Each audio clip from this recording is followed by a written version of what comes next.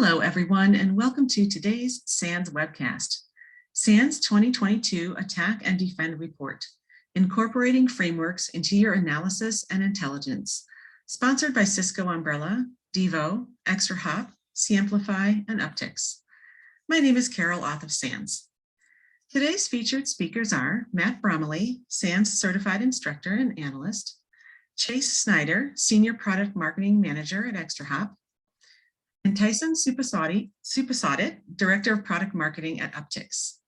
If during the webcast you have any questions for our presenters, please enter them into the Q&A window at any time. Please note that this webcast is being recorded, and a copy of the slides and recording of this webcast will be available for viewing later today and can be found on the SANS registration page. And with that, I'd like to hand the webcast over to our presenters. Awesome. Thank you so much, Carol. Hey, everyone. Good afternoon, good morning, or good evening, depending on where in the world you're joining us from.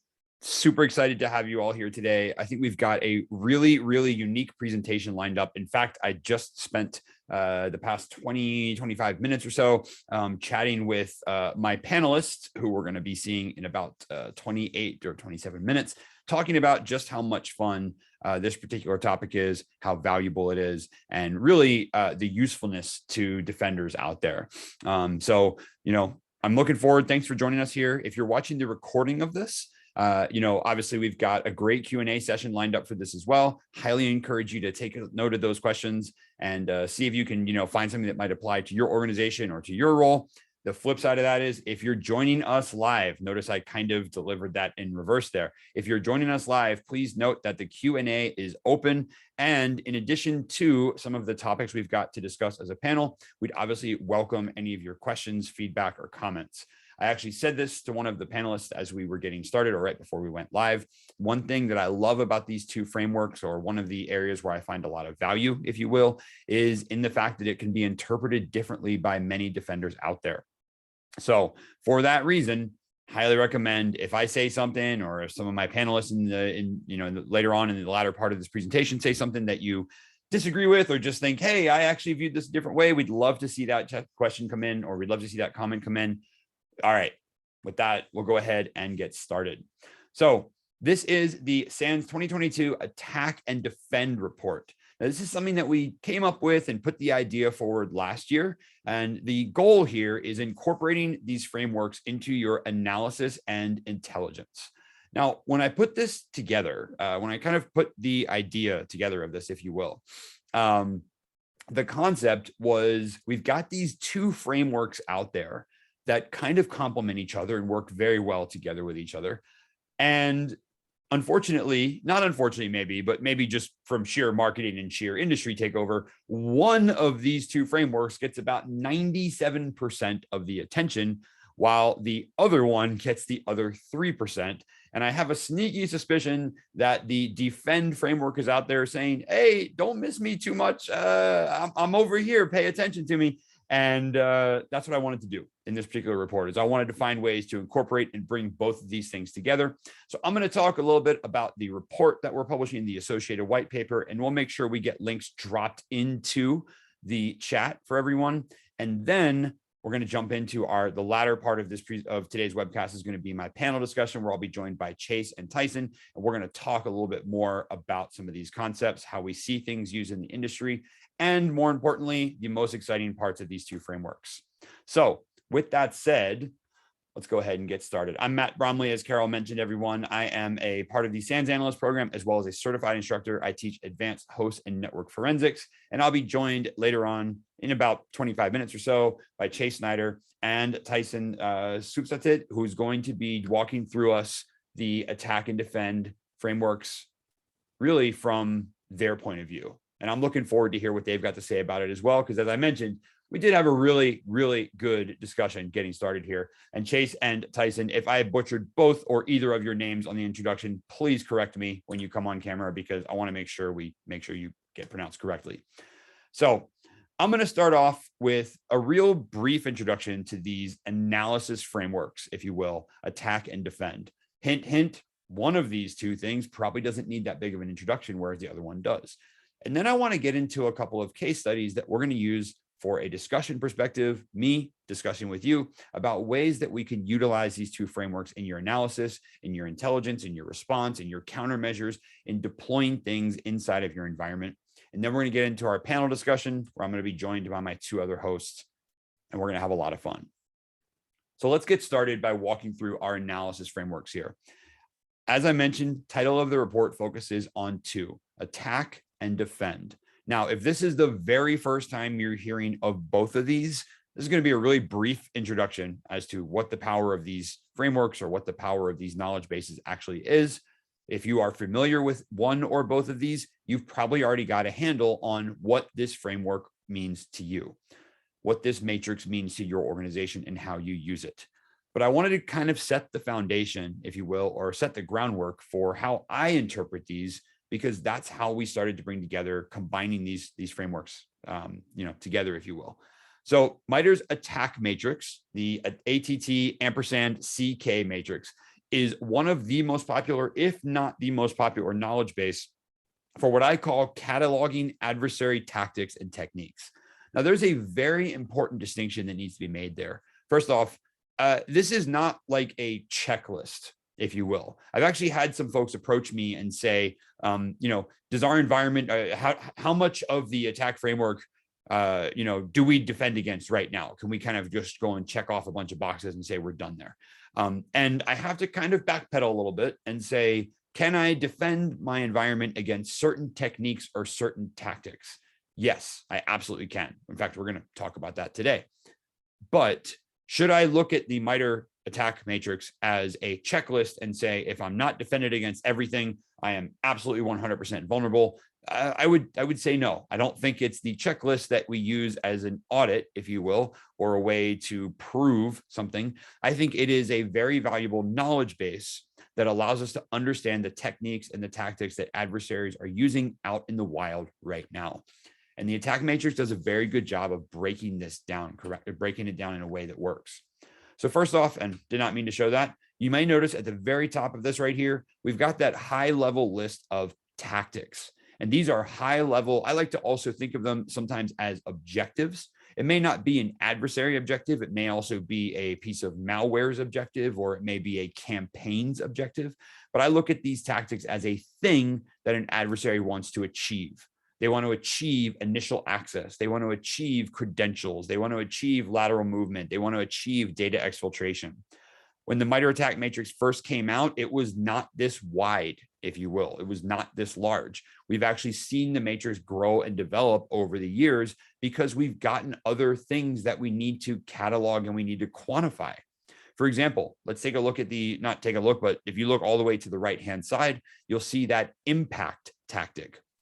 This was not around in the very first instance of the attack matrix, or at least it was not quantified as clearly as it is right now. But impact is an objective of an adversary. Let's think back to, some cyber activity that's been going on in the past week or so. We've got a cyber adversary trying to impact another organization. That's an objective of theirs. Well, how are they doing that? How are they going about achieving that impact? Here comes your series of techniques. They're destroying data, encrypting it, manipulating it, defacing, denial of service, so on and so forth. So what this does from an attack matrix perspective is it gives us ways to quantify the types of activity that we're seeing, as well as catalog it correctly. And that's going to become very important for us as we walk through some of these case studies right here. So in kind of putting this together, I picked up on I just grabbed, a sample of kind of high level tactics here. I zoomed in on initial access. We've also got privilege escalation. And then I brought kind of over to exfiltration and impact, because I wanted to highlight, these are groupings of techniques that we see adversaries use out in the wild. But this does not mean that these are mutually exclusive. In fact, in many cases, you can see techniques being shared across some of these particular tactics. And we'll examine this a little bit further as we walk through our case studies, because we do have some techniques that are associated. We're going to examine countermeasures for techniques that are shared across multiple tactics.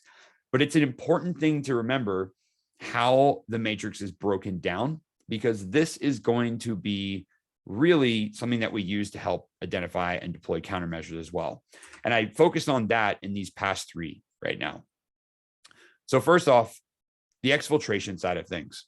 If I just give you that blanket category of the adversary exfiltrated data, okay, well, Matt, that's useful to know. And at a high enough level, it's good to know that the adversary exfiltrated data. But how did they exfiltrate data? What steps did they take? Well, we need to keep reading to figure that out. So exfiltration breaks down into multiple ways that we could exfiltrate. And if we take a look, I've pointed out really 3 high-level tactics or techniques here, if you will: exfiltration over alternative protocol, exfiltration over C2 channel, and exfiltration over other network medium. Now, you may notice there's little parentheses inside because each technique also breaks down into sub-techniques as well. Here's why that's important to know. Data was exfiltrated is a fantastic statement at a high level. Data was exfiltrated via a network protocol. All right, great. That's also very useful, but it doesn't get really down as deep as I need it to go. And then I could say data was exfiltrated over the adversary C2 channel. Data was exfiltrated over DNS. Data was exfiltrated over remote services, whatever it may be. There's an important distinction. And the deeper down we go, the better quality of reporting, the better quality of threat intelligence, and the better quality of information sharing we get out of sharing that. And this is where I think MITRE ATT&CK matrix came about as this fantastic, and I've called it this before, a dictionary. It became the dictionary that we could use to better explain what we're seeing adversary activity doing. And that's the way I like to use this. And that's why I call it a catalog and say, this is a great representation of exactly how to break things down. Let's drill into this a little further. So I picked up here on application layer protocol, which is one of the techniques that we see in here. It's actually over in the command and control section, but the command and control recognizes that adversaries might utilize various network protocols or application layer protocols in order to achieve command and control, to achieve those C2 communications. So that's, again, at a high level, a useful statement. How is the adversary communicating with our environment or with their piece of malware or their implant or their target or their victim, whatever it may be? Oh, they're using an application layer protocol. Okay, I need more details. Is it a web protocol, a file transfer protocol, a mail protocol, or a DNS protocol? And this is something that came about in recent years of the attack matrix, is where we started to see these high-level techniques broken down into sub-techniques. And the sub-techniques just give us even better granularity. They give us better ability to quantify and classify what we're seeing. And then if I kind of fast forward and I look at how the MITRE ATT&CK framework integrates with other products, threat intelligence, detection and response, network versus endpoint, cloud, whatever it may be, I get much more granularity because now I get a report or an alert or detection that simply says T1071.004. And I can trace that back through the matrix and I can use that to identify, oh, okay, got it. This is a DNS application layer protocol adversary technique that I'm seeing. What can I do with that information? I can go to the attack matrix and I can look up what threat actors are using this information or using this technique. How are they using this? What does this sub technique mean? Can we drill even further into these sub techniques? But this creates a problem. I think this has created a problem in the past because as a defender, this is all great knowledge. I love knowing how an adversary is going to do what they're doing. I like that starting point. I like having that much information. But here's what I don't get as a defender. Now, hang on, before any of you say, no, MITRE has this, I'm aware, but just follow me through down this line. Now I know how an adversary does what they do. So what do I do now? What do I do about that? And this is something that I see too many organizations, too many analysts, too many defenders get into, is they run into this situation of here's everything the adversary is doing. Here's a spreadsheet of all the attack matrices, all the techniques, everything that they've got. Here's the adversary's full capabilities lined up here. Okay, cool. What do we do with that? Knowledge of a technique informs my defense team. It does not mitigate. What do I do next? And that's really the gap that I wanted to solve with this particular report right here. Now, the reason I said hang on when I started to say that there was a problem for defenders here is if I scroll down a little bit further, and I'm still looking at the application layer protocol example here. If I scroll down a little bit further, the attack matrix has been updated over the past years or so, maybe the past recent years, to include mitigations and detections with respect to various techniques, various sub-techniques. And I've got that included in here to say there are some available. But this, again, creates a little bit of a gap for defenders because it keeps us at a pretty high level. How could I mitigate someone abusing an application layer protocol? Well, network intrusion perfection. Okay. Network intrusion detection and prevention systems that use network signatures to identify traffic, specific adversary malware to mitigate activity at the network level. What more am I supposed to be doing at this point? And this is really the gap that I think gets created in this particular situation is what do I do next? What countermeasures do I deploy? And sure enough, I had this question for a long time. And there's a lot of organizations out there, both on the cybersecurity defense side, as well as in the operational side, who have said, oh, we can tell you exactly what to do in this particular stage. Well, I always kind of was not maybe the most pleased with the question being asked by the attack framework and then being answered by everyone else's opinion.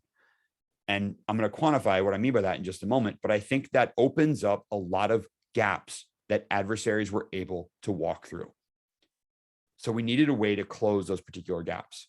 For example, there's quite a few people on this webcast right now. And if I said to 10 people right now, how would you go about mitigating RDP? Let's say I've got an adversary who's known for abusing open RD, or not open, but known for abusing remote desktop protocol. That is their MO. That's how they get in and out of an organization. How would you go defend against that? Go. I'd get 10 different answers. And if I'm someone who's trying to implement defenses, I don't have 10 different checkbooks. I don't have 10 different months to trial and figure each one out. I don't have 10 different adversaries to wait to see how they breach my environment to then, I don't know, just wait and see what happens. So what I wanted to find, what I was hoping would come around would be this framework that gave me exactly what attack gave me, but on the countermeasure side, on the defense side. And sure enough, it came out and it was called Defend. But because it is in collaboration between MITRE and the NSA, and because attack has that ampersand in sign, they had to come out and name this DFEND with the first E being replaced by a 3. And this is in, a little different than attack. Instead of that knowledge base of adversary tactics and techniques, we now get a knowledge base of cybersecurity countermeasures. And I feel like this has started to answer the question or meet the gap of what am I supposed to do now? Now, if you're hearing about Defend for the very first time, fantastic. Now, let me explain a little bit how this one works, because Defend is not a copy of the attack matrix, but a defense versus an offense side. It actually focuses in a very similar way on high-level countermeasures and then drills down deeper as need be. So, for example, and I love this question, what are you trying to do in your environment? Defenders, organizations, security teams. Are you just trying to harden? Are you trying to prevent against something happening? Do you want to detect this activity? Are you looking to use your defenses as sort of countermeasures, live countermeasures? Are you looking to isolate an adversary or deceive the adversary? Or are you looking to simply just evict and get rid of them? And the reason I like this is it puts me in that 6-step incident response process that I'm guessing many of you are familiar with. Am I in the identification stage? Am I in the containment stage, the remediation stage, or the eradication stage? Which part of the incident response process am I at? And let me go ahead and find countermeasures that help me find the highest success rate in that particular stage. And I went ahead and I highlighted a couple here just to identify that, but to also show the differences, between, look at how big some of these high-level sections are. Detection versus hardening versus isolate, deceive versus evict. And that's not to say one is better than the other. Remember, both of these matrices are living matrices, if you will. They're updated as time goes on and as we learn more and more. But I really like how much focus as a defender I can put on the concept of detection. I like the focus of how much I can put on the concept of hardening my environment. And I like being able to have different options. So just as adversaries get to have multiple techniques and tactics, I also get multiple countermeasures to deploy, and I get multiple ways to approach them. So let's use a couple case studies to kind of help maybe identify or isolate exactly how this can be used to my advantage. So as a defender, the first thing I looked at in bringing this together was I wanted to find a technique that straddles multiple tactics. And sure enough, one of my favorite ones, and I dropped a hint on this a little bit earlier for you, is external remote services. Now, this is a little bit of an interesting technique for adversaries to use. This is currently T1133 for anyone who's following along inside the matrix itself. And this is a combined technique called external remote services. It is seen in both initial access as well as persistence tactics. Now let's pause right there, because remember, we're combining frameworks here. We're not just promoting one, we're looking at the value of both. As a defender, when I've got a technique that straddles multiple tactics, I need to be aware of what that means right at the onset. Because from a countermeasure perspective, the question changes. I've got a little bit of an insight here. Take a look at that. Oops, I meant to go in that direction. There we go. So external remote services. If I classify external remote services as initial access, I am looking at it as the way in for an adversary. Open, unsecured, or weak password or weak authenticated RDP, that's how they get in. All right, so that tells me that someone is scanning. They're looking for port 3389 being open. They're trying to identify internet-facing RDP systems. They're likely using credential dumps. Perhaps they've guessed passwords, or they're trying password lists. All right, that changes the type of countermeasure I would deploy. So my question at the beginning might be, all right, how do I block this from taking place? But then an adversary may also use external remote services as a persistence mechanism or as a persistence tactic, in which case they're not using it as the way in, they're using it as the way to stay in. And notice how that changes some of my questions. I may ask the same question of both. Do we really need RDP to be turned on? And I'm not saying RDP is bad all the time. I'm just using it because it's an easy discussion perspective. But do I really need this thing on all the time? Well, if someone comes and says, yes, okay, I need to accept that business risk for initial access. But if someone comes in and says, yes, we absolutely need it on, I need to accept that for persistence. But let's go a step further. What if I have remote access services that are not unsecure or weakly configured at the perimeter? They are handled correctly. They are firewalled off. They are multi-factor off. Everything that I'm supposed to do for an external remote service is done, and that's set up correctly. But how do I then say, well, I need to now monitor this as a potential persistence mechanism as well, because I've done everything I can at the initial access stage, and an adversary just simply takes over an account and then flies right through that window? This changes the way we have to approach these as defenders. So if I'm looking at a persistence mechanism, an abuse of an existing remote access service means I also have to monitor what I already have. And I like this little push that we get that says I should be considering adversary techniques at multiple stages of the attack matrix, but also at multiple places inside of my environment. I should be thinking about, how can I bridge a countermeasure across both? Interestingly enough, and I don't know if this term has been coined or not, but I called this out in the paper because this is exactly what I saw it as. As I started to apply more thought around this, well, if an adversary gets to use a technique for multiple tactics, and I can mitigate against that technique as a defender, do I also get an exponential return on my mitigations? And I think the answer is we do. These are advantageous to adversaries, but I called these force multiplying mitigations for defenders.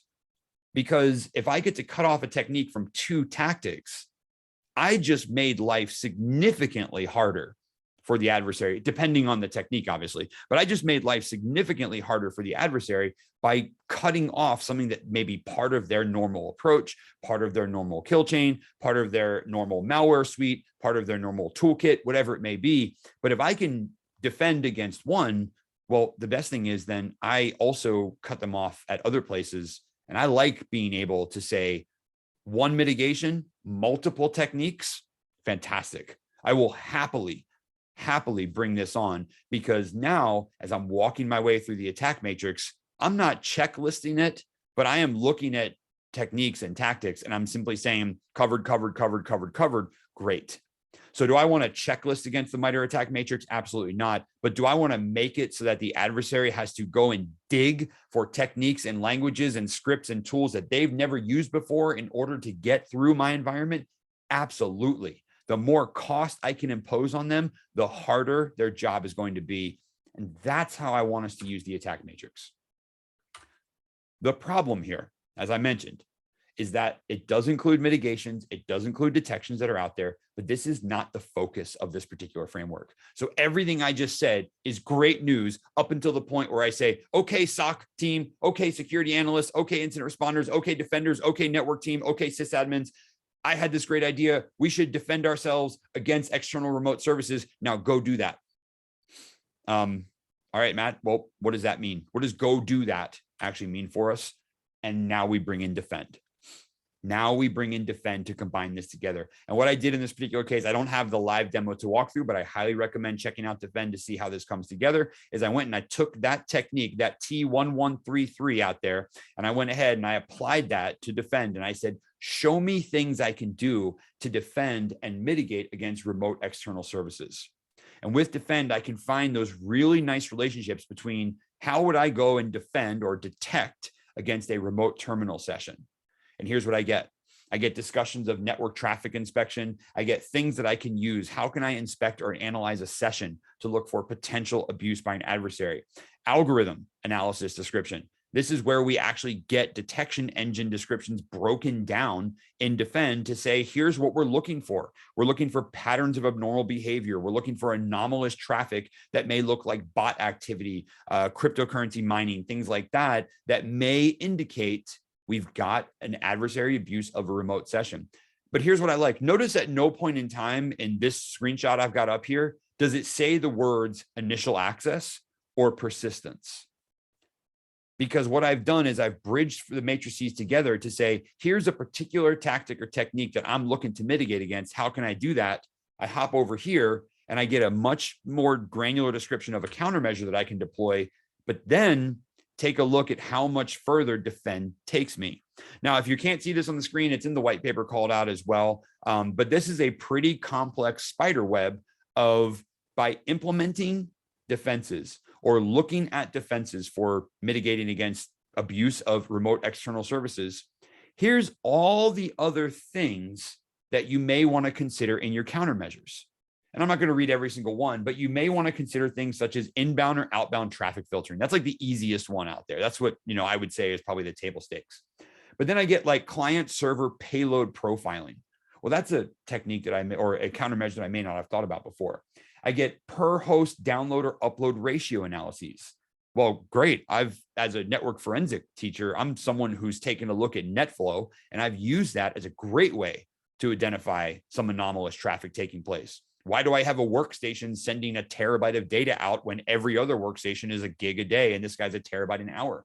Or we can go a little further and I can look at things like authentication event thresholding or authorization event thresholding. This is where I can start to wrap throttling around some of my more advanced authentication mechanisms. And I can say, hold on, why do I see a lot of account lockouts or a lot of brute forcing or adversaries trying to get in with old passwords or unused passwords or accounts that are locked out? And I very quickly went from, I want to defend against this or mitigate against this particular technique, to here's what it means to defend against that, to here's the different countermeasures that you can actually look at employing in order to successfully mitigate against this. And what I love about this little spider web graph we've got here, and it's not really a spider web, it's more like a bunch of spider legs.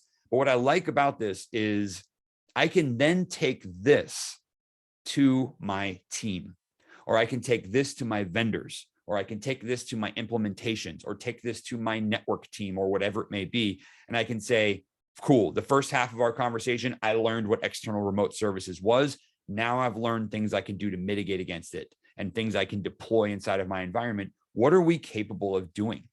And some of this is really straightforward and built into a lot of tools that a lot of you may use. For example, user geolocation login pattern analysis. A lot of us are familiar with impossible geographies. That's usually taken care of and done for us. Great, checkbox done. I've got that mitigation or that countermeasure in place. let me go tackle some of the ones that are a little bit harder or require a little more engineering. That's where I want my security team to focus. So when someone comes back and says, hey, adversary ABC XYZ was able to abuse external remote services, I've got a solid list of countermeasures already in place. Taking a look, I talk about this being a force multiplying mitigation. When I say force multiplying, I mean I can now mitigate in a one-to-many relationship. And that's something that I don't think we get to achieve without knowledge of defend. So I'm still on that T1133, but I went a step further. And the other thing that I can do inside of defend is I can also say, what are my relationships from an adversarial perspective, from a technique perspective? What other relationships exist that I can potentially look at from an either tactic technique perspective or from a countermeasure perspective? And I've got a screenshot in here, and I'm just going to read this top part right here. These offensive techniques are related because of the way I would defend against remote terminal session detection. So really quickly there, we went from a single, or I should say a shared technique. We took it over to defend. We found related countermeasures, and we expanded further into other offensive techniques that have been associated with, or we may see tied together based on adversary activity. And I love the way this relationship comes together. I love the way this is built, primarily because it allows me to quickly, as a defender, see that one-to-many relationship. Now, I've got one other case study to walk through really quick. I'm going to bring my other panelists on board to kind of walk through the second half of this presentation, but I'm hoping they're watching as I walk through this one, because this one is going to be one that might end up being a good discussion point for us as well. But the second case study I dropped in here is not one that necessarily straddles multiple techniques, but one that could be quantified in multiple different ways. So again, let's go high level. If I came to you and said the adversary is using DNS to do a thing, you would, of course, say, well, what is the thing that they're doing? How are they abusing DNS? What technique are they using? Is it malware based? Is it custom? Is it abuse of the protocol itself? Is it port abuse? What is it? Is it a DNS based type of attack? Is it simply DNS as a feature in there? How exactly are they using it? And DNS actually shows up in quite a few different places. So we do have DNS showing up in our application layer protocol technique that we talked about earlier, but DNS also shows up as dynamic resolution in the command and control tactic, the command and control tactic. And the nice thing about the split here is it allows me, once again, to see that one-to-many relationship. So let's hop back over to defend. I'm looking for things that help me mitigate against DNS types of attacks. The cool thing here is that DNS is a mitigation or a countermeasure that can straddle multiple categories of countermeasures. So I can use DNS to detect, I can utilize DNS traffic analysis to detect adversary activity in the environment. But wait, DNS is also an extremely powerful engineering tool, because I can also use it to contain, isolate, block off, or control what an adversary can and can't do in my environment. And I'm going to pause right here, and I'm going to say, if you're a defender and you're only looking at network traffic as a way to detect and not a way to block, the defend matrix opens that up and says, no, there are multiple uses here. And if adversaries get the exact same benefits of a multi-use technique, then I want to have them as a defender. And sure enough, I do. I get DNS represented in multiple places. And then we can expand a little bit further. Just as we did in our first case study, I can look for associated countermeasures. I can also tie together, and I'm pulling various graphs out of defend to help illustrate this point here. I can also look for associated countermeasures and related offensive techniques. So the defense mechanism that I've got in here is outbound internet DNS lookup traffic. Let's go back really quick. If I'm looking at the attack matrix and I'm looking at high-level techniques and I'm saying I want to be able to defend against these, the defend matrix is going to come through and it's going to say, why don't we take a look at outbound DNS traffic analysis? Stepping in further, what else do I mitigate with that? What other types of attacks? Notice at the right-hand side in the related offensive techniques, at the very beginning, DNS is going to be the thing that produces that outbound traffic. But look at the other offensive techniques I'm going to potentially mitigate against this as well. That domain generation algorithms, fast flux attacks, DNS calculation, dynamic resolutions that are used by malware. And how do I go about achieving that? Here's my various countermeasures. Allow whitelisting, deny listing, basic attack detection, reverse resolution IP deny, park domain detection, so on and so forth. So again, we started out with a really simple idea of the adversary uses DNS. And with attack, we drilled down into how they were doing. And with defend, we drilled down into ways I can mitigate against that. So this is what I wanted to highlight as a way to bring these two different frameworks together. And hopefully this kind of made sense as we were walking through this here, because it is a way for us to start with an attack technique or a sub technique and branch that over into what types of countermeasures should I look at? How should I go about deploying them, if you will? How should I go about looking at them environment? Or, and I've told plenty of folks to do this too, take the defend countermeasure techniques and take these to the vendors you've got in place and say, here are the things I'm concerned about, or here are the adversary techniques I'm seeing using. What types of things do I have in place in my environment? What types of countermeasures do I have in place in my security stack, in my tech stack, versus simply someone saying, oh yeah, we defend against that thing. Don't worry, you're covered. So with that said, that kind of brings me to the end of the breakdown of this report, if you will. But now we get into perhaps a more interesting discussion. And I'm going to ask Chase and Tyson to both come, I don't want to say online, I'm going to say join me on camera and on mic as we get into our panel discussion. Awesome. All right, Tyson, Chase, you're both on mute right now. So I'm going to ask you to come off mute and then say hi. How's it going? Hi, Matt, and hello to everybody, all the attendees. That was a really great overview. I'm super excited to talk about attack and defend. Awesome. Chase? Yep. Hi, y'all. Great to be here. Thanks so much for that rundown, Matt. And I honestly could not be happier with the case study examples that you picked. They feel just handcrafted for me to yak on and on about in a way that's highly valuable to our audience, of course. Yes, of course. And I'm pumped to do that with y'all. Awesome. Great. Well, thanks for both being here. So Tyson, you join us from ATT&CK, and Chase, you join us from ExtraHop. I know I asked you guys to come on. Do you want to give us a moment and tell us a little bit about your backgrounds? Tell us a little bit about yourselves. I know you're both excited about attack and defend, but Tyson, I'll let you go first. I feel like I may have butchered your last name. So if you want to give me your full name and then give us the quick 20-second spiel of who Tyson is, so that way everyone knows, oh, that's the guy on LinkedIn I need to look up. Sure. Yeah. My name is Tyson Supasade, so pretty close, but okay. I actually spent 9 years at ExtraHop before I moved over to ATT&CK a couple years ago. And you know, at ExtraHop we were focusing on the network side, and I've seen a lot of great examples in your paper on the network side, and on the endpoint side. You know, we get to you know, dig a little bit more on the things that they cover, like in the attack evaluations and so forth. So in both companies, it's been about using the data in different ways. ExtraHop was doing some new things, and ATT&CK is doing some new things on the endpoint side. Awesome. And Chase?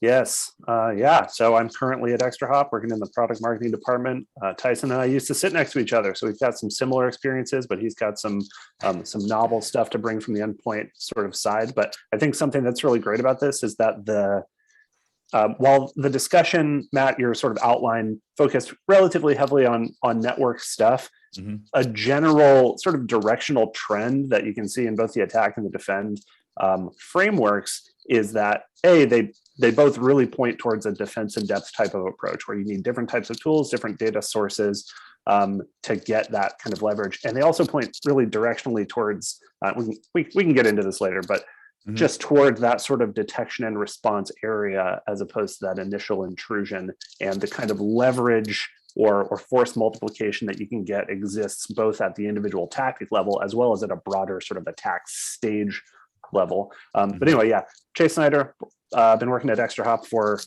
I'm getting some feedback on my microphone that my microphone is bad. So maybe I'll switch in the middle here. But yeah, just really excited to dig into how to develop that force multiplication, the leverage where, you know, defenders can figure out what to prioritize to get the best bang for their buck in a very resource constrained and challenging cybersecurity environment. Yeah, very, very true. Wow, great introduction. I did not know you guys used to sit next to each other. So this discussion is either going to be really informative, or we're going to dig up some old I don't want to say skeletons here, but let's just say maybe it was a previous rivalry. Who knows? But Chase, your microphone, I think it might just be a little too close to your face. That might be all. I think when you held it out, it started to sound much better, but it wasn't that bad. Perfect. All right. Well, thank you both for joining me here today. I'm again looking forward to this panel discussion here. We have some topics I know we want to talk about.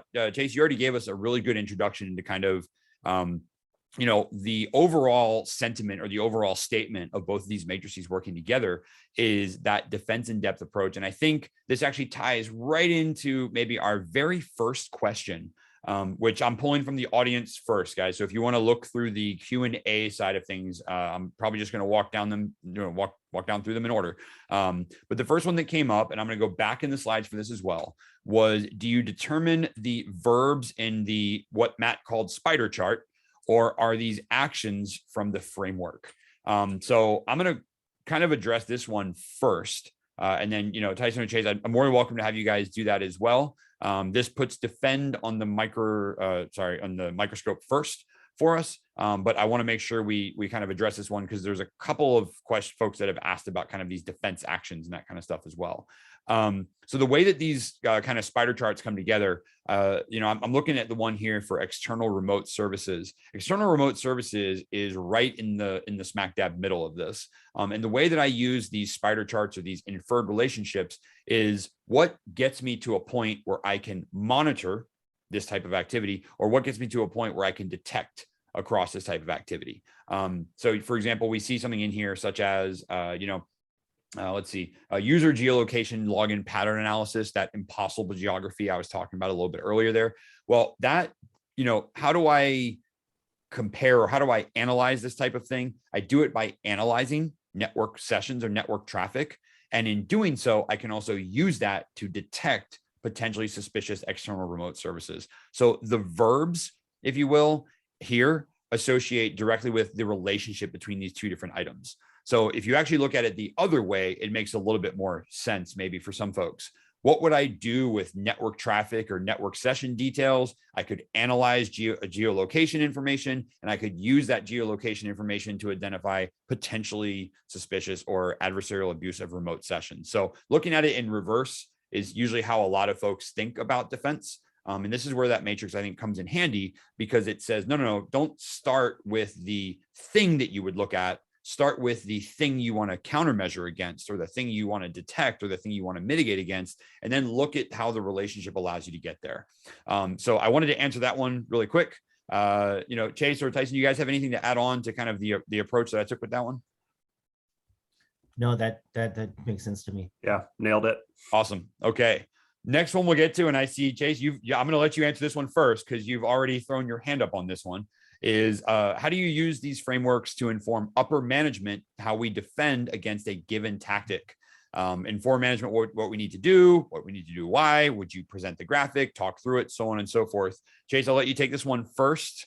Sorry, Tyson, he grabbed it before you're able to, but you can grab the next one. And then Tyson, I'll let you're happy to go afterwards and I'll kind of wrap up with any additional thoughts. But Chase, take us away on how do we use these frameworks to deal with upper management. And upper management, I got nothing but love for you by saying that. We don't deal with you. We report up with love. Reporting up with love. That's a great question. And honestly, I think there's two sort of perspectives you can take on it. And I think they're both represented in the question. Please let me know if my mic is still bogus, by the way. You're good. One situation is where, and I know we've got another question in the Q&A about the Log4j or Log4j attack. One situation is some attack hits the headlines and upper management comes calling. They said, are we covered? Do we have this? And in those cases, whether you use the framework to talk about it is sort of dependent on what the attack or the nature of it is. But the fact that the attack framework and the defend framework have identified the data sources and the tool types that you can use for detection and mitigation draws a good line and sort of creates a space for common language where you can say, okay, upper management person, this is the type of attack that we're talking about. This attack came down and it's using, let's use an example from the presentation. It's using remote access. It's abusing a remote access protocol. So it's using RDP. You can see in the MITRE framework, there are these couple of different attack types that have been identified by whoever disclosed this attack. as the way to address this. And it identifies these types of tools. You need your network detection and response, you need your endpoint stuff, you need your logs, what have you. And here are the tools that we have that provide that. And it's always ideal if you've got, if you're looking at from a detection and response perspective, rather than a prevention perspective, and you've got a detection to show them that you can say, we caught this one and we are analyzing it and mitigating it, and we've stopped the damage from happening. That's ideal. But even if not, being able to show, here's what the vendor neutral professionals at MITRE say is the right thing to use in an attack like this. Here's the tool that we have that is this category, that's analyzing our network traffic or what have you. And here are the steps that we're taking. Here's where we're looking to make sure that we've got it covered. So showing within the MITRE framework, here's what it says to do from this other source. We've been using this to improve our security operations maturity and improve our detection coverage and alignment. Here's what it says for them to do. Here's what we're doing. You can see that it's the same. And we've mitigated the damage that way. In the case that you're trying to justify what you need to do, whether that's trying to justify the addition of a new security process or a new tool purchase or whatever that is, I think still using those real life examples where you say, there's been a bunch of headline making attacks of this general type. We think we can get leverage, force multiplication against those types of attacks against us using this type of tool. And here's some advice from MITRE and from the NSA about what you should do about these types of attacks. That's a pretty good way to justify some budget or some hiring or some process introduction around a particular type of threat. As far as the specifics of presenting the graphics, this isn't something that I've personally done, but honestly, these sort of spider graphics are a pretty good visualization of leverage to me, saying, okay, here's one bad thing that can happen a lot and applies across a bunch of these different attack phases. Doing this one little process or getting this one little tool will help us against all of this stuff. That's the kind of thing that I think resonates with upper management, but I'd be curious, Jeanette, whether you think that kind of an approach would be persuasive to the particular upper management that you're dealing with. So those are my takes on the answer for that. Yeah. Tyson, take it away.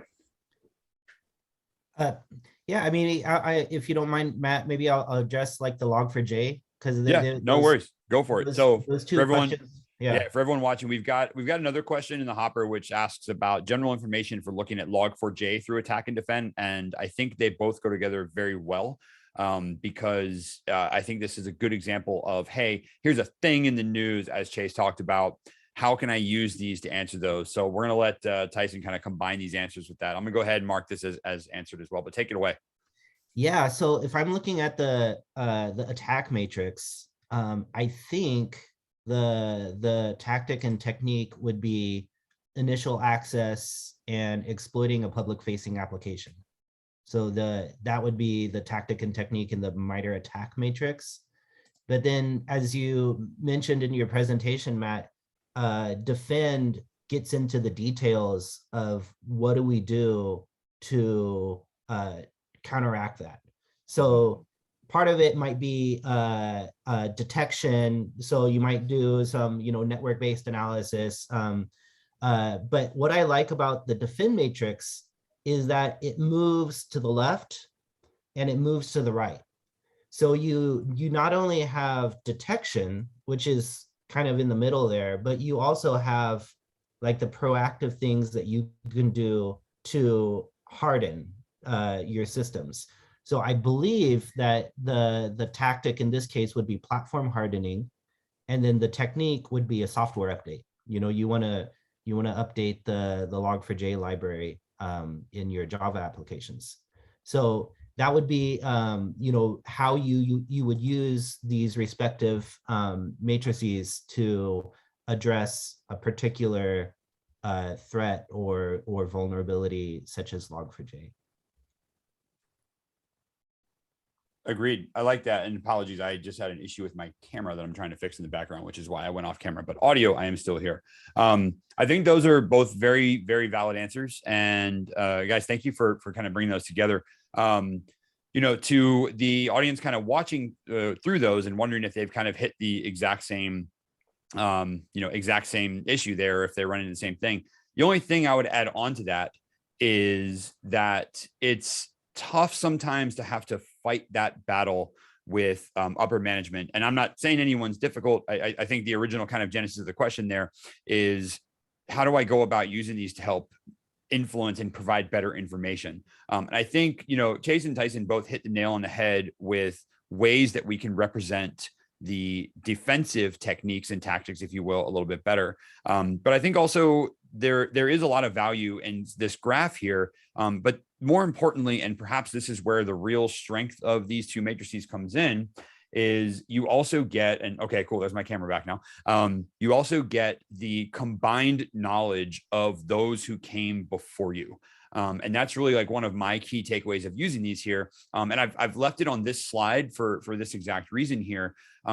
Similar at the very beginning of this, I said, if I asked 10 people how to mitigate against RDP, I would get 10 very different answers in some cases.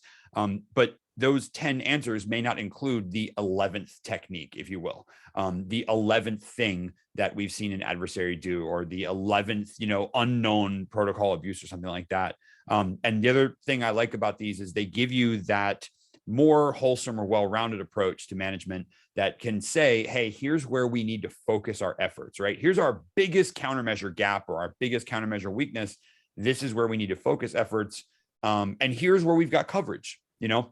I think there's, and I'm going to tie another question in here. There's another question in that came through the Q&A that talks about something I said in the very beginning, which is assessing capabilities and measuring techniques inside of an environment. And I'm going to quote really quick here. It is on the security experts to determine the weight of each technique or the impact and label them accordingly, depending on the environment. And I think that actually really nicely sums up what we're talking about here of how to use these to talk to management is exactly, you've got to be able to look at the weight of these countermeasures in your environment and then speak to them accordingly. But more importantly, let's step back, right? If I don't know how to assess them, I don't know how to weigh them. Or if I don't know what they are, I don't know how to weigh them. And that's really where I think we get the most value out of this. So great question that came through. We got a lot of topics, Laura, I should say a lot of conversation coming out of that one too. All right, well, we've got another one that comes up here now. And I love that we've got some really involved audience members. So please don't stop this, everyone. We want to hear more of these questions come through. But we've got another question that came through. I'm going to start with this one, and then I'll probably just keep round robining. Chase, I'll come back to you, and then Tyson will let you go with this one as well. My answer is not going to be too long, though, because I want to see what Chase has got to say. Question comes through. How does MITRE collect the data about techniques being used in the wild? Does it count on the community? If so, do they validate the data, provided it is real and valuable? As someone who has been who has walked through this process, a lot of times the information that's in there comes out of threat intelligence reports and things like that. However, that does not mean there's no real world experience included in there. There's my short answer. Chase and Tyson. Chase, I'll come to you first. Chase, what is your take on how the data gets actually thrown into what I'm thinking is the attack matrix? I'm assuming this question was asking about the attack matrix in this case, but if you've got any insight into how it makes it into defend, let's talk about that too. I'd say I'm a lot more familiar with attack than defend. And part of that is just out of the age of them. Defend is a lot newer and less developed, and they're sort of in the earlier stages of it. But a lot of the data comes from security researchers, including folks at vendors and analyst firms and things like that. And in each MITRE attack listing under each T code, if you dig into it, they have a contributors section. There's a little tag on the right side of the page that shows the techniques and the sub-techniques, the T code, CAP, ID, which platforms it affects, and then the contributors. And those contributors are listed. Sometimes it's individual names, sometimes it's companies, and they're really transparent about where that data comes from, because clearly there would be, you could maybe infer a little bit of a conflict of interest with these security vendors coming in and saying, hey, this thing that's particularly relevant to me is a big problem that you should put in this theoretically neutral framework. But realistically, the folks that are doing the research, FireEye and Mandiant and CrowdStrike and Trend Micro, and I'll say that ExtraHop has contributed to the framework and is listed as a contributor on the external remote services tag that T code that we've talked about. Mhm. And the way that they gather that information is by corresponding with the vendors and then verifying the validity of the information with other security researchers and doing their own research. They obviously have a great deal of expertise on board. And the reason that's incredibly valuable that they do it that way, actually, because they're getting, much like the panelists here, have different perspectives as far as the type of solution that we work for currently. The vendors that provide the data about these have a different visibility into the attacker behaviors. So if you're an endpoint security solution, you're observing attacker behavior on the endpoint. You can see into the processes and you can see what's happening on the endpoint that network doesn't have any visibility into. Seeing what happens across the network is a different source of data. Seeing the self-report activity logs, a different source of data. By pulling from all of these different types of vendors, MITRE is able to get at, they're able to collate this behavior into a whole picture that would be really challenging for any individual researcher or vendor to put together, essentially. So that's my understanding of where they get the data, is a combination of correspondence with professional security researchers, both at vendors and at analyst firms, and just independent security folks that are kind of out there doing their own work, hackers, lone wolf hackers. So it's honestly a really cool process. And I think they've done something really unique, pulling together this data from these various sources in a way that ends up being really valuable. Yeah.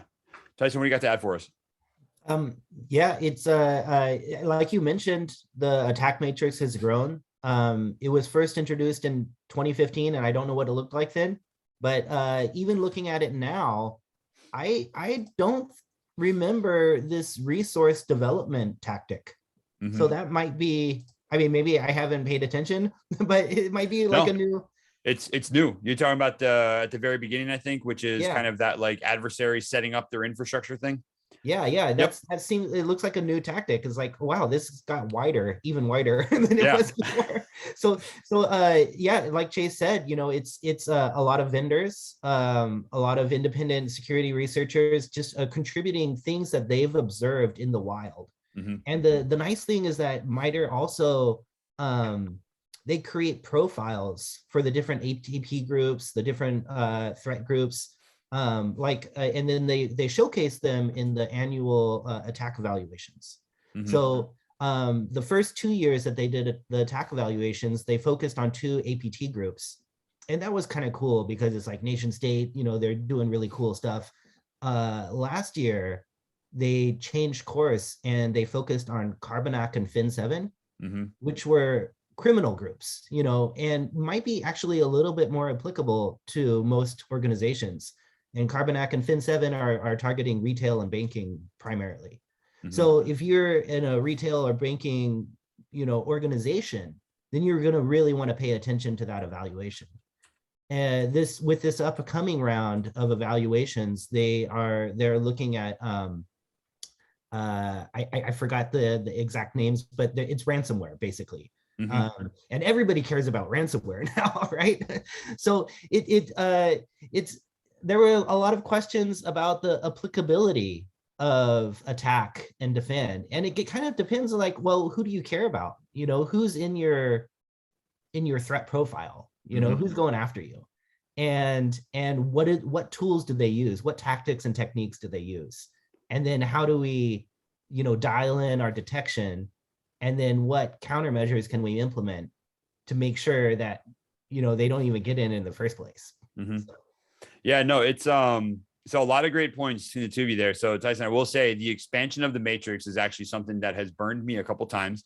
I used to actually print out the matrix on this big, like 2 foot by 4 foot board or something like that. And then it got too long this way. So then I had to expand the size, and it got too wide to where I wasn't able to read it. I had it like a background of a whiteboard. So I just gave up trying to print it, and I'm not complaining. I hope it continues to grow. But you'd see like kind of the annual update come out and it'd be like, oh, we dropped in this new thing with 7 brand new techniques and 20 or 25 sub techniques. And I'm like, I don't have time to expand all of this stuff. But if you really click into the attack matrix, you'll see a lot of different kind of techniques and sub techniques baked in here. We've got quite a few questions in the Q&A. I think some of them may be duplicative. So here's what I'm going to ask. Tyson, I'm going to let you go first this time because I gave Chase the baton the first time, past couple of questions. Guys, you both have mentioned in your discussion points here how vendors can use this, or how I should use this as someone looking at vendors. And I'd like to give both of you a chance. So Tyson, how are you seeing ATT&CK customers use attack? Are you seeing them use defend? So give us kind of that ATT&CK side of it. And then Chase, kind of the exact same question for you. If I'm, looking at the attack matrix and I'm calling you up and saying, hey, I'm looking for some coverage comparisons here. Why is this like such a great combination of matrices for ExtraHop customers as well? So I'll give you guys both, feel free to take a minute or so. And obviously longer if you want, but I'm going to try and cull through some of the Zoom Q&A and we'll wrap up with some audience questions, but I want to give both of you a chance to talk about how your respective companies are using these frameworks as well. Yeah, I love what you said at the beginning, that attack is not like a checklist. It's not like, oh, I cover this numerical value out of this numerical value. It's not like that. So when we get customers that are coming to us and they know exactly what they want coverage for, and they're not able to find that in another vendor, and they say, can you guys do this? And then we can show them that, yeah, this is what we do and this is how we do it. Then I love to see that type of sophistication, because it shows that they're not just looking for like a red light, green light, blue light, or a position on a magic quadrant. They're looking for specific capabilities. We in the ATT&CK platform, we map our detections to like many other vendors do as well, but then we show them like how the detections work. And so being that at that level of transparency, when customers want to see how do your detections work, and then seeing, we let them filter on the technique and so forth. And so they get a level of confidence that, yes, these types of things that we care about are covered in your product. In terms of defend, it only came out, I think it's less than a year old, or just about a year old. And so we haven't seen any customers yet coming to us and asking us how we map to defend or so forth, but I'm looking forward to it. I think that what the attack matrix brought, like you said, was a common vocabulary and a common way of categorizing attacker behavior, and it's quantifiable.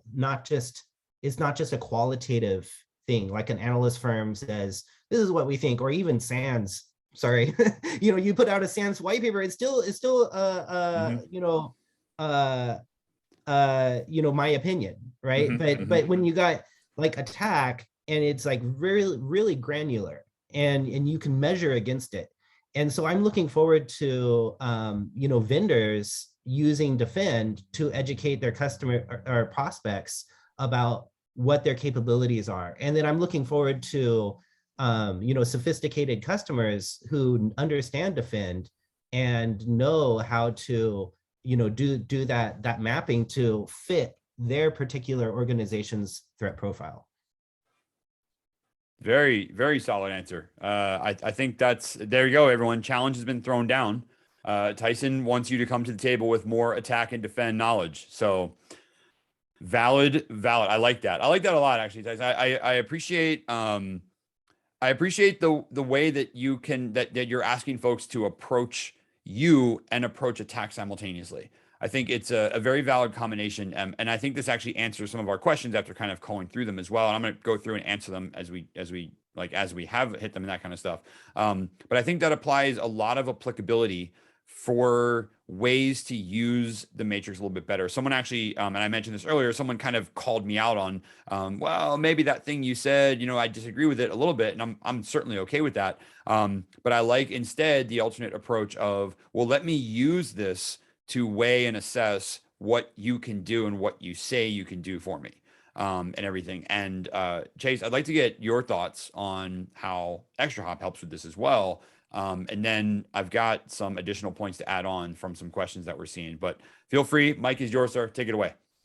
Yeah, honestly, Tyson's answer was fantastic. I think we have a lot of similar experiences. The way that we're seeing customers use it at the intersection of what ExtraHop does and what MITRE provides is sort of, related to that first question that we answered from Jeanette of common language across different levels of the organization and across different teams. There's frequently a challenge between communication challenge between different teams that are responsible for different parts of the organizational technological infrastructure, and being able to communicate using this third-party, very credible tool is valuable.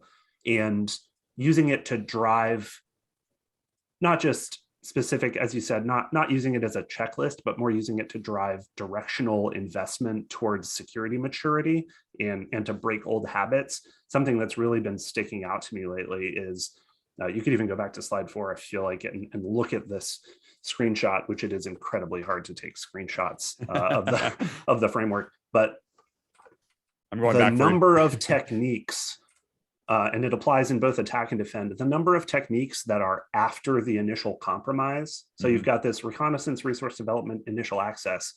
The total number of techniques there is what, 1926? And then after that is all of this post-intrusion, post-compromise, it's inside. And so when you talk about leverage, it's and force multiplication, it's not just at the individual technique level. It's like, there's been a spectacular amount of investment and technological development towards stopping that moment of initial access. And I think a lot of organizations have hit the moment of diminishing returns on investing in technology for that. But the post-compromise, the post-intrusion, where the attacker's inside of your environment, they're escalating privileges, they're establishing persistence, moving laterally. There's a lot of techniques available to the attacker there.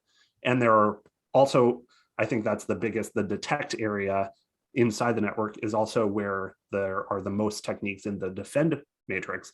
And just visualizing that from a credible source like this is helping our customers move towards investing where they're going to get the biggest bang for their buck, essentially saying detection and response on the inside post-intrusion is where there is an opportunity, where there's force multiplication and leverage that we can get. And there are these long-lasting habits towards investing in stopping that initial access moment. And I think that attack and defend are really helping our customers see and persuade the people who need to be persuaded to move some investment dollars into this post-compromise area where there's more upside right now. That prevention of initial access is really critical, but that's where so much focus has been for such a long time that they've done the good work there, and the good work is working. And now the place to invest is the ones that still get through that, which, as we all know and constantly see in the headlines, there are many. So in that way, I think it's helping our customers understand and adapt to the evolution of the threat landscape and put their efforts and their staff, their training, and their technology investments where they matter. And there was a question in the Q&A about how do you feel about products incorporating MITRE into their actual product, technology saying, here's the MITRE tag that this detection relates to. And I think that goes back to that first question as well. If you've got, it's like, we detected this attack, here's a screenshot of it to my SOC manager or my executive, here's the MITRE code for it. You can see in the news article that this is the attack, here's the MITRE code, we detected it. It just pulls the thread all the way through and creates that common language. And that's exactly how we're seeing our customers use it. And we have that in our, ExtraHop has the MITRE visual that's challenging to have on a single screen. And it's got the codes, the T codes embedded in the detections. And it's really helping our analysts communicate with their managers and all the way on up the chain. So let's pick on that point really quick, because there's actually quite a few questions that bring in this in, and I'm going to try and tie these thought chains together here.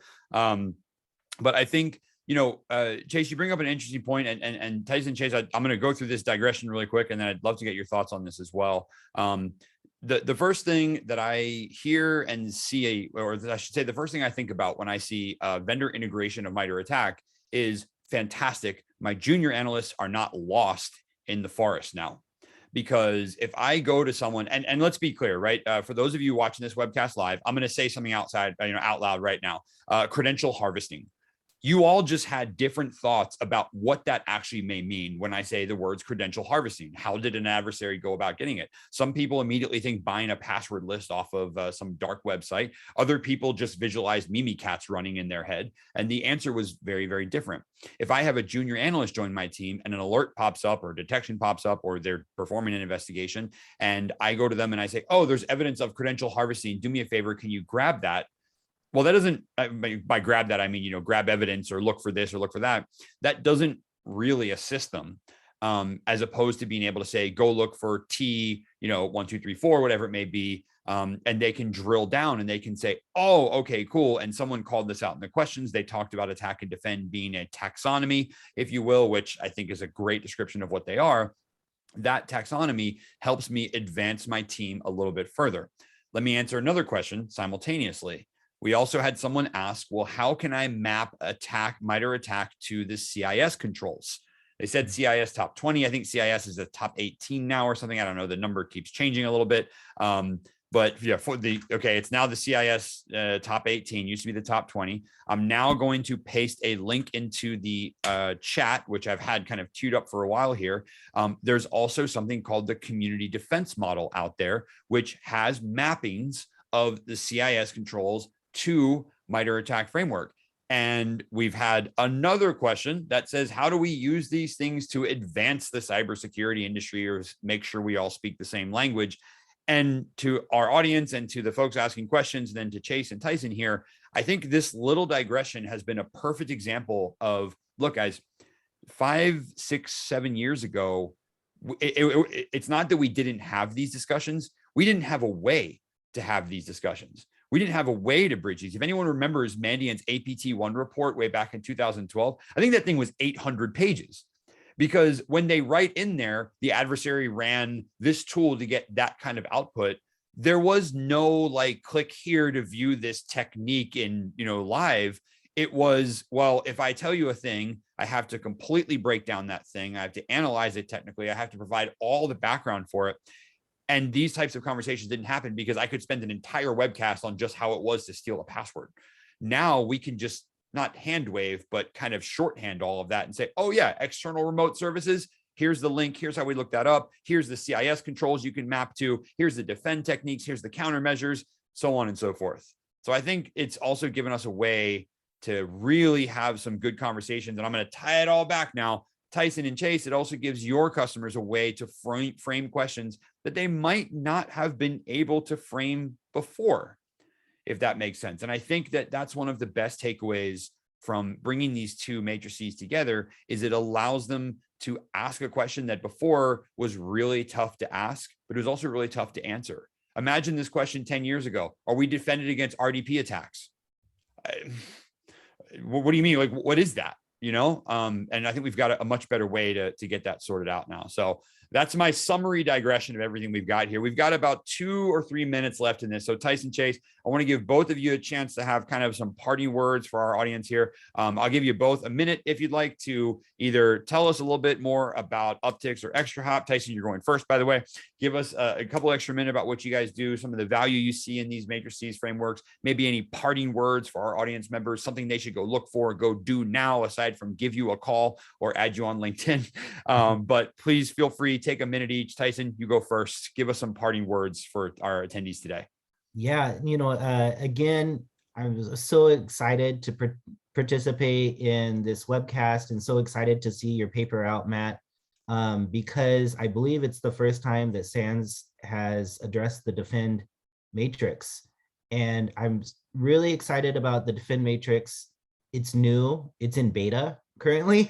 But the reason I'm excited about it is because ATT&CK focuses on detections, which is super sexy. Everybody wants to, detect and then automatically respond. But DEFEND goes broader. It goes into the hardening of the systems. It goes into new areas like isolation and evasion, or deception, and then eviction. So it goes much broader, and it gets into some areas that might not be as sexy as detection, but are super important. So in like a year's time, I would love to participate in another webcast, in another report that is digging into the DEFEND, and maybe we can start to see some real world use cases about how organizations are using it.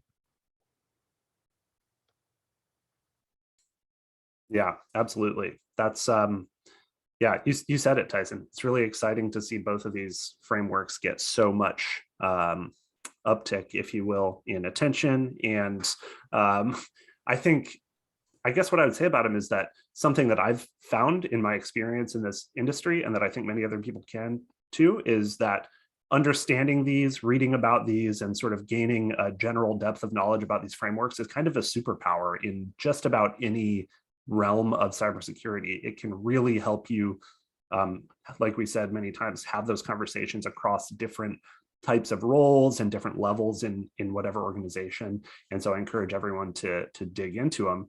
And I would love to be back here in a year talking about where DEFEND has come over the past year. So hope to make that happen. And meanwhile, I hope folks dig into the paper and share this with your executives and develop some relationships using this as the sort of platform for better communication, which is always good for cybersecurity.